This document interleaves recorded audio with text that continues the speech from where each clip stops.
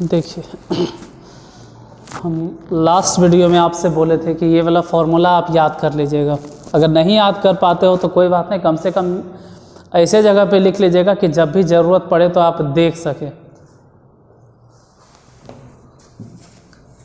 क्योंकि अगर याद होगा तभी आज समझ में आने वाला है। जैसे इसमें स्पेशल क्या है, स्पेशल यही है कि जहाँ भी आपको a + b दिखाई दे रहा है ना, उस a + b के जगह पे हम मानने वाले हैं a + b को हम मान लेंगे c, मान लो समीकरण फर्स्ट है, और a - b जो आप देख रहे हैं वो a - b को हम मान लेंगे। चलो इसे क्यों मान रहे हैं उठा पटक करके, एक ही जगह मान लेते हैं। a + b को c माने और a - b को मान लेते हैं d, इसको मान लेते हैं समीकरण सेकेंड।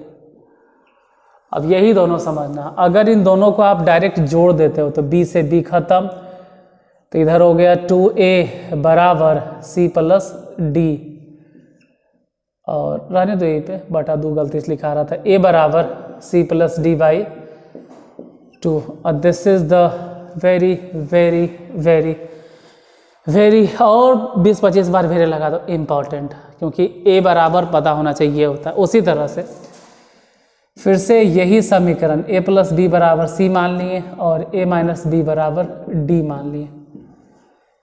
इसको इक्वेशन फर्स्ट माने, इसको सेकेंड माने, और इस बार हटा देते हैं तो ये हो जाएगा plus e minus e, a से a कट जाएगा और 2b हो जाएगा, 2b बराबर c - d, तो b बराबर हो गया c - d/2। तो ये भी इम्पोर्टेंट है। मतलब हम ये समझ गए कि अगर कहीं a + b दिखाई देगा, पहले आप देख लीजिए आराम से, a + b दिखाई देगा तो हम उसको c मानेंगे, और यदि कहीं a - b दिखाई देगा तो उसको d मानेंगे, और जहाँ a + b दिखाई देगा वहाँ c मान लिए, और जहाँ a - b दिखाई देगा वहाँ d मान लिए। तो a की जगह आप क्या मानेंगे, c + d/2।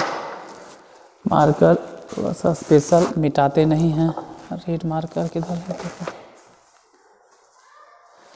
नीचे दिखाई देगा, मिटा दे, चलो बगल में दिख रहा है तो बगल में लिख देते हैं, इधर दिखेगा, इसके लिए आप देखिएगा, इसके लिए यहाँ पे बगल में लिख रहे हैं।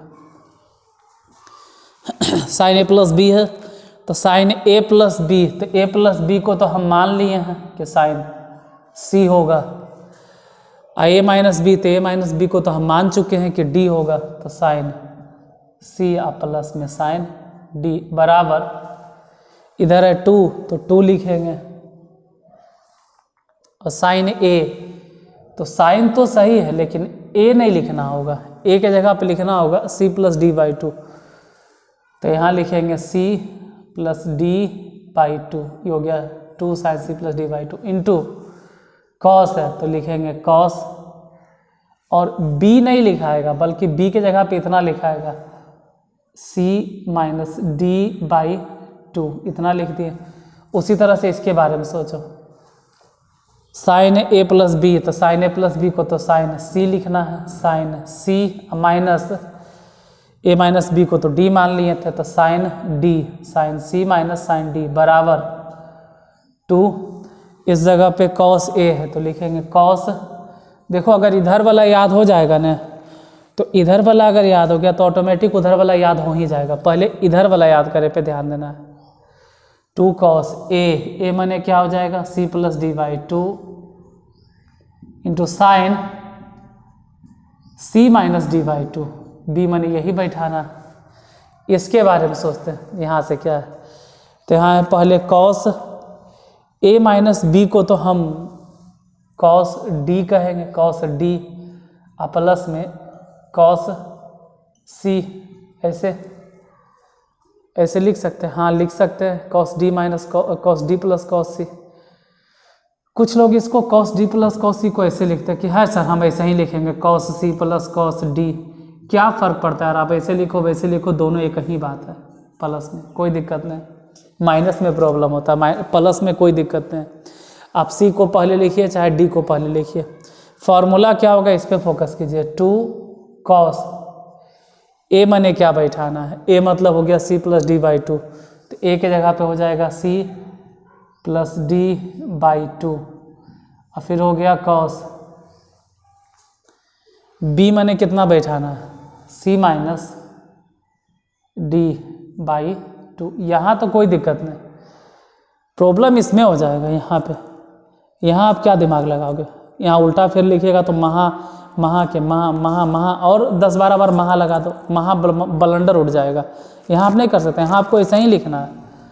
यहाँ तो कोई दिक्कत नहीं, cos d लिखे थे तो आप कहे हम c लिखे, क्योंकि प्लस है तो c को पहले लिखे चाहे d को पहले लिखे, प्लस में चलता है। लेकिन यहाँ नहीं चलेगा, आपका मर्जी, यहाँ आपको ऐसे ही लिखना पड़ेगा कि cos और a माइनस b को हम d माने थे, तो यहाँ तो ऐसे ही लिखना होगा cos d माइनस में cos c। यहाँ तो आपको ऐसे ही चलना पड़ेगा, आप चाह के भी कुछ नहीं कर पाइएगा, लिखना तो यही पड़ेगा आपको, cos d minus cos c। उधर चलते हैं, 2 साइन है, ए के जगह पे क्या लिखे हुआ है, ए दिखाई दे रहा था, ए के जगह पे हो गया c प्लस d/2 और फिर हो गया साइन।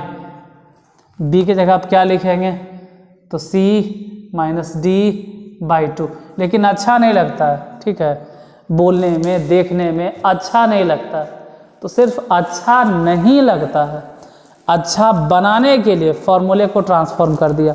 अब परंपरा चलते आ रहा है ट्रेडिशनली, जैसे सब बता रहा है तो हमको भी बताना होगा। परंपरा क्या चलते आ रहा है कि इसको जैसे चलते आ रहा है परंपरा में बताइए ना सर, जैसे यहाँ पे c फिर d, c फिर d, इसको भी आप पहले c या d लिखे, इसको भी वैसे कर दीजिए। तो वैसे ही अगर करना चाहते हो कि cos c पहले लिखेंगे आप फिर लिखेंगे माइनस में cos d, तो ये तो अनर्गल हो गया कि आप जो माइनस था उसको आप प्लस बना दिए और जो प्लस था उसको माइनस बना दिए अपने आप से। नहीं, अपने आप से हम नहीं बनाए सर, या जो भी आप लोग हो, बच्चे लोग, बाबू लोग, जो भी आपको संबोधन किया जाए, मेरे हिसाब से तो आप लोग उतना समझदार हो गए कि हर मामले में तेज है, तो बच्चा बोलना अच्छा नहीं लगता हमको।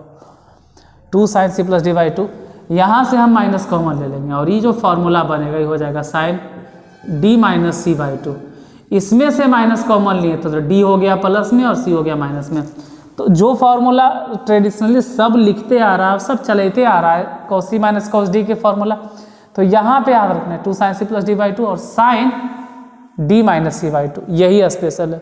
और यही स्पेशल है जहाँ सबसे गलती होता है, जहाँ पे हम डबल टिक मारे। पता नहीं वो कट गया कि कट गया, तो 1 मिनट हम थोड़ा सा कैमरे को घुरा देते उधर, अब दिखाई दे रहा होगा, थोड़ा सा कट गया था, उसके लिए माफ़ी चाहते हैं।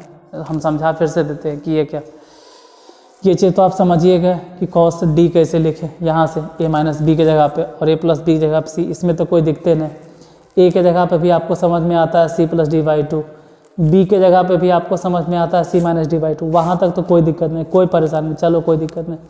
परेशानी ये हो गया कि हम ये चाहते हैं cos c पहले लिखें, इसको प्लस में कर दे और उसको माइनस में। कैसे कर दे, जो माइनस उसको प्लस कैसे आप बना दिया, जो प्लस उसको माइनस, मतलब कि हम यहीं से माइनस कॉमन ले लिए होंगे। साइन माइनस अगर निकालेंगे तो d हो जाएगा प्लस में c, और साइन से माइनस निकाल सकते हैं, या फिर उल्टा समझो कि हम इधर भी माइनस लगा दिए और उधर साइन में भी माइनस लगा दिए। आप दोनों तरफ समझ सकते हैं कि माइनस गुना कर दिए दोनों तरफ, तो दोनों तरीका आपके लिए अच्छा है।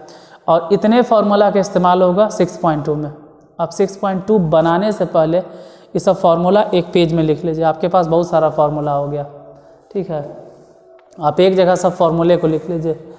अगर हम रिवीजन करें तो एक काम करेंगे कि पूरा एक बार हम बोर्ड पर लिख देंगे, ठीक है, और आपको दिखा देंगे कि हाँ भाई ये सब फार्मूला हम आपको बताए हैं, जैसे बता देंगे। चलो अब ये बता देते हैं इसी वीडियो में, या फिर अगले वीडियो में कभी हम बता देंगे कि कौन कौन फार्मूला बताएं आपको, एक ही वीडियो में। फ़िलहाल आज यहीं तक, मिलते हैं फिर कल, तब तक के लिए धन्यवाद। इतना सारा फार्मूला जो लिखे हैं आपके सामने, इसमें एक चीज़ ध्यान दीजिएगा कि कहीं न कहीं एक फार्मूला में हम जानबूझ के गलती लिखें, वो गलती ढूंढना आपका काम है, ठीक है। हम सोचे चलो भाई जाते जाते कुछ दे के जाते हैं। ये आप देख रहे हैं कि कंपाउंड एंगल वाला फार्मूला हो गया, इधर भी कंपाउंड एंगल वाला फार्मूला हो गया, ये हो गया थोड़ा सा कंपाउंड एंगल का है, थोड़ा सा मॉडिफाइड कर दिया गया। ये तो ट्रांसफॉर्मेशन फार्मूला, ये भी ट्रांसफॉर्मेशन फार्मूला। तो इतना सारा फार्मूला बताया, इसमें एक फार्मूला हम जानबूझ के गलती लिखें, और कौन से फार्मूला गलती लिखें वो आपका काम है, ढूंढना है, और आप बताओगे कि कहाँ पे गलती है। कम से कम 1 या 2 स्टूडेंट देखिए आप ढूंढ कर बताओगे कहाँ पे गलती है, और ये होमवर्क एक तरह से होमवर्क है। और अगर हम आपसे कहें रियली में तो कम से कम हमको जवाब आना चाहिए 1 2 3 4 5, कम से कम अगर 5 स्टूडेंट भी जैसे 10th का क्लास बंद कर दिए ना, माध्यमिका नहीं पढ़ा रहे हैं, उसी तरह से आपके लिए भी ओपन चैनल है, ओपन क्या बोलते हैं, चैलेंज है, ओपन चैलेंज है कि अगर आप लोगों को लगता है कि नहीं जवाब देंगे, अच्छे सर पढ़ाते रहेंगे, तो देखो बाबू अगर कम से कम 5 विद्यार्थी का अगर जवाब नहीं आया कि कहाँ पे इसमें हम गलती लिखे हैं, कौन से फॉर्मूला है जहाँ पे हम गलत लिखे हैं, तो इसका मतलब है कि ये वीडियो बेकार है, टाइम पास के लिए हम बना रहे हैं। जब हम बना रहे हैं तो किसी के काम के आइए रहा। तो अगर 5 विद्यार्थी भी इसका जवाब नहीं देता है तो आइए से का क्लास हम यूट्यूब पे बंद कर देंगे, ठीक है। और यूट्यूब पे जो चल रहा है कहीं कहीं आपके लिए फ़ायदे हैं, आप घर में रह के इधर उधर कहाँ भी, बाय द वे जो ऑफलाइन वाले विद्यार्थी होते हैं वो किसी कारणवश अगर अब्सेंट हो जाते हैं तो चलो यूट्यूब से पढ़ लेते हो, आपका एक तरह से मेकअप हो जाता है जो छूट जाता है। और देखो अगर नहीं यहाँ जवाब दोगे तो याद रखना बाबू, जो भी विद्यार्थी ऑफलाइन आते हो उसको तो हम नहीं छोड़ने वाले हैं, उसको पक्का नहीं छोड़ने वाले हैं। छोड़ने वाले का कहने का मतलब होगा कि एक एक फार्मूला पूछेंगे और अगर नहीं बताते हो तो क्लास में एंट्री नहीं होने देंगे हम, उधर बारे से बारे भगा देंगे। इसलिए अगर वहाँ से बचना है कि नहीं भाई वहाँ वो हमसे नहीं पूछे, वहाँ हम बच जाए तो प्रयास कीजिएगा कि यहाँ पे ढूंढो कि किस फार्मूले में गलती की है, और नहीं तो वहाँ ऑफलाइन हम नहीं छोड़ने वाले हैं। ऑफलाइन पढ़ने आइएगा, पहले हम गेट पे ही पूछेंगे, अगर नहीं बताओगे जाइए घर बाबू, आपके लिए घर का रास्ता ना पा जाता है। तो मिलते हैं फिर कल, और इसका आंसर बताइए, आंसर मतलब ढूंढ के बताइएगा कि कहाँ है, कौन से फार्मूला गलती है। और अगर आपको नहीं पता चल रहा है तो फिर हमको बताने से कोई फ़ायदे नहीं, तब तो क्लास लेना ही बंद कर देना चाहिए। तो देखते हैं आप लोगों की क्या मर्जी है। तब तक के लिए धन्यवाद। 5 विद्यार्थी, कम से कम 5 स्टूडेंट को तो समझ में आना चाहिए यार कि हाँ भाई कहाँ पे इस फार्मूले में हम गलती किए, कहीं तो गलती किए हैं, वो कहाँ गलती किए आप ढूंढ कर बताइएगा।